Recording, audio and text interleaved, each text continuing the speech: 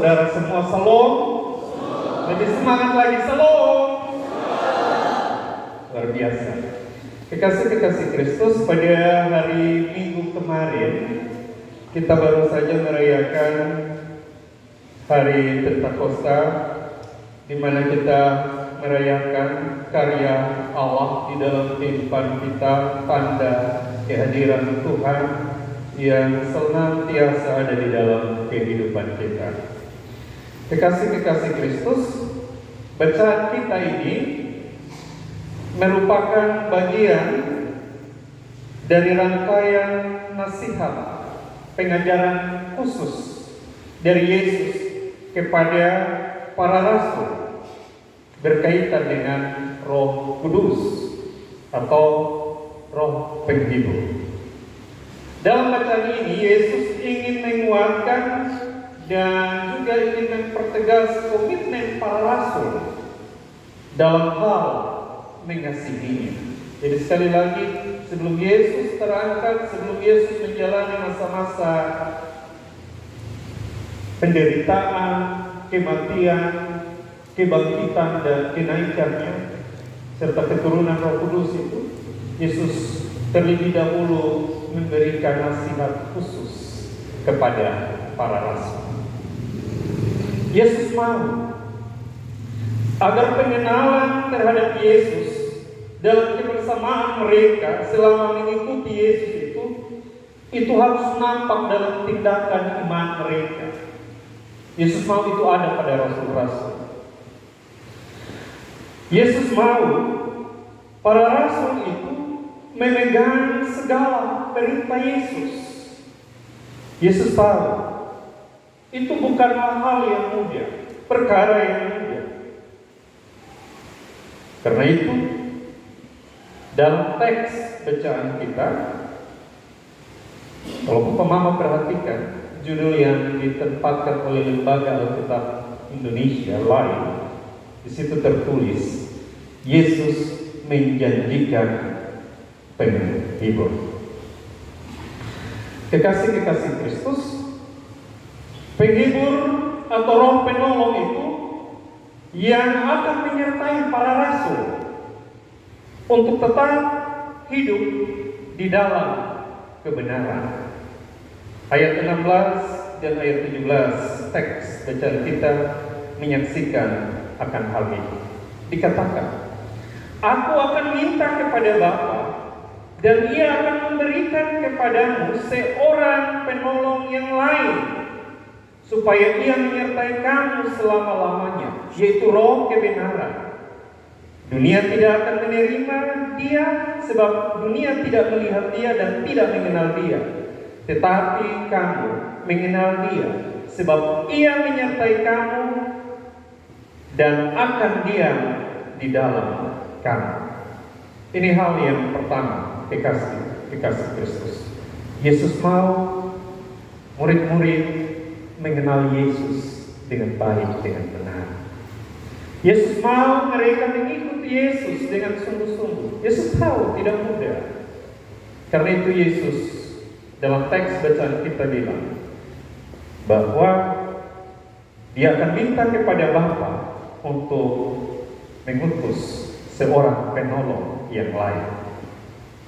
Kedua, Yesus juga mau agar murid-murid bukan hanya sekedar mengenal Dia, tapi juga mengasihinya. Kekasih-kekasih Kristus, ini ada satu tahap langkah yang lebih maju. Kalau kenal, sekedar kenal iya, tapi ini bukan soal sekedar mengenal, tapi juga mengasihi, mengenal dan mengasihi. Yesus mau agar para rasul atau murid-muridnya bukan hanya sekedar mengenal Dia, tapi juga mengasihinya. Dan Yesus mau bahwa kasih murid-murid kepadanya itu sama seperti Dia telah mengasihi murid-murid. Bentuk kasih murid-murid kepada Yesus itu juga harus nyata, harus jelas dengan jalan Mereka harus tinggal di dalam Yesus sebagaimana Yesus di dalam Bapa. Ayat 20 bacaan kita. Pada waktu itulah kamu akan tahu bahwa aku di dalam Bapa-Ku dan kamu di dalam aku dan aku di dalam kamu. Sekalipun dunia menolak, sekalipun dunia membenci, sekalipun dunia tidak menerima, tapi sekali lagi Yesus mau murid-murid tetap tinggal di dalam Dia sebagaimana Yesus tinggal di dalam Bapa. Ayat 20 teks bacaan kita. Kekasih-kekasih Kristus, dalam kaitannya dengan perhadapan pengurus UPP Klasis Kupang Tengah, kira-kira pelajaran apa yang dapat kita petik, yang bisa kita bawa pulang, yang bisa kita pakai sebagai pegangan, terutama dalam menjalankan tugas, peran, fungsi kita, karya kita sebagai pengurus UPP di Klasis Kupang Tengah ini. Saya mencatat beberapa hal. Pertama, dari teks ini kita belajar bahwa ada Roh Tuhan, ada Roh penolong yang menurut teks bacaan kita yang akan selalu menyertai kita selama-lamanya. Garis bawahi kata itu, menyertai kita selama-lamanya. Roh penolong, Roh penghibur, Roh Kudus itu juga adalah Roh kebenaran yang akan mengajarkan kepada kita tentang kebenaran.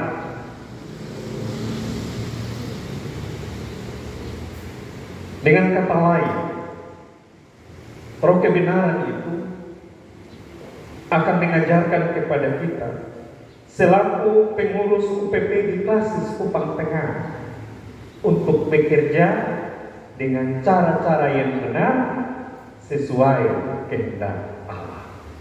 Papa Mama harus tanam mindset itu dalam pikiran, di hati kita, bahwa ada Roh penolong, Roh pengajar, Roh kebenaran yang menyertai saya dalam tugas panggilan saya sebagai pengurus UPP.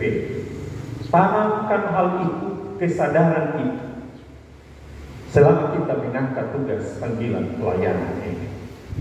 Itu hal pertama. Hal kedua, Papa Mama perhatikan di ayatnya yang ke-15, ayat pertama dari teks bacaan kita. Di situ disebutkan, jikalau kamu mengasihi aku. Kekasih-kekasih Kristus, kata kalimat jikalau kamu mengasihi aku, ini bagi saya mengandung sebuah makna pesan yang dalam, bahwa hidup, terutama pelayanan kita, itu akan selalu diperhadapkan pada pilihan. Walaupun memang benar ada Roh kebenaran, ada Roh penghibur yang akan menuntun kita dalam kebenaran, kesetujuan jalan yang benar. Walaupun ada Roh penghibur yang akan menguatkan kita, menghibur kita ketika kita mengalami kesusahan, kesukaran dalam mengangkat pelayanan-pelayanan. Walaupun ada Roh Kudus yang menyertai kita, tapi ada kata tapi ya, terbuka peluang untuk kita tidak hidup dalam kebenaran. Peluang itu ada, dan itu nampak dalam teks kata kalimat jikalau kamu mengasihi aku. Jika artinya ada peluang, terbuka juga kita menyimpan. Peluang itu ada. Tapi kita diingatkan untuk kita tidak hidup dalam penyimpangan tersebut. Kita diingatkan untuk kita tetap hidup dalam kebenaran. Karena itu bagi saya, teks ini juga punya makna yang dalam. Saya katakan tadi, mengingatkan kepada kita untuk berjaga-jaga, untuk berwaspada. Kita harus lebih peka pada suara kebenaran. Pilihan itu ada pada kita. Mau kerja dalam tuntunan roh kebenaran, ataukah bekerja dalam tuntunan roh-roh yang lain. Pilihan itu ada pada kita. Terbuka peluang. Tapi sekali lagi kita diingatkan, ada roh kebenaran, roh penolong, roh penghibur, roh kudus yang akan senantiasa menolong kita semua, terutama sebagai pengurus UPP Klasis Kupang Tengah. Yang berikut, kekasih-kekasih Kristus, tinggal di dalam Yesus. Ini adalah bentuk kasih kita kepada Allah. Menuruti segala perintahnya atau perintah kehendak Allah, berkarya dalam dunia ini di dalam Tuhan. Itu menjadi tugas kita. Itu arti dari kata tinggal di dalam Yesus. Tinggal di dalam Yesus, sekali lagi, artinya berkarya di dalam dunia, di dalam Tuhan, menuruti segala perintah. Jadi dengan kata lain, kalau tinggal di dalam Dia, di dalam Yesus, ikut Tuhan Yesus pun kehendak. Kita tidak boleh tinggal di luar Yesus. Ya, kalau ada kata tinggal di dalam, itu berarti juga ada kesempatan atau ada juga peluang untuk tinggal di luar. Sekarang mau pilih yang mana? Tinggal di dalam atau tinggal di luar?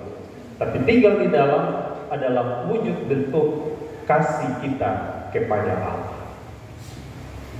Yang terakhir, kekasih-kekasih Kristus, kalau kita perhatikan teks ini secara menyeluruh, teks ini mau memberi kesan sederhana kepada kita. Tuhan Yesus mau kasih ingat kepada para rasul atau para murid, bahwa sebelum mereka berkarya, sebelum mereka menjadi rasul-rasul yang akan melanjutkan estafet pelayanan yang Yesus tinggalkan, mereka diingatkan untuk benar-benar mengenal Yesus secara baik, secara benar. Mereka diingatkan supaya betul-betul mengasihi. Dan kasih mereka kepada Yesus itu bukan hanya sekedar perkataan, tapi harus melalui sebuah aksi nyata. Dan itulah yang berkenan kepada Tuhan. Kekasih Kristus, firman ini bagi saya, mungkin bagi Bapak Mama juga, singkat, tapi yang kecil, yang sedikit ini butuh komitmen yang panjang, besar, tinggi, luar, lebar, dan dalam, supaya kita bisa melaksanakan tugas panggilan kita sesuai dengan kehendak Tuhan di dalam kebenaran. Tuhan Yesus menolong dan menyertai kita semua. Amin.